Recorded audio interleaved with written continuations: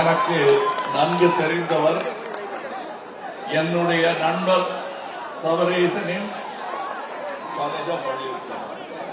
பள்ளிக்கூட காலேஜ் நண்பர். அதனால இந்த தொகுதியில நான் என்ன எப்படி உத்வேகத்தோட சொல்வேனோ, சபரீசன் இங்கே நின்று இருந்தால் எந்த உத்வேகத்துடன் ஓட்டு கேட்பேனோ அதே உத்வேகத்துடன் இளைஞருக்காக நான் ஓட்டு கேட்கிறேன். இளமைக்கு வாய்ப்பு கொடுப்பதுதான் முதுமைக்கே பாதுகாப்பு. அதை நீங்கள் புரிந்து கொள்ள வேண்டும். சின்ன பசங்க என்ன பண்ணுவாங்கன்னா, சின்ன பசங்களா இருந்தவங்க தான் இன்னைக்கு இந்த மாதிரி தாடி நடத்தி வந்திருக்காங்க. அதை மறந்துடக்கூடாது. அதனால இளைஞர்களுக்கு வழிவிடும் தன்மை திமுகவிற்கு ரொம்ப நாளாகவே இருக்கிறது. அப்படி வந்தவர் தான் தமிழக முதல்வராக இன்று இருக்கும் ஸ்டாலின் ஐயா அவர்கள்.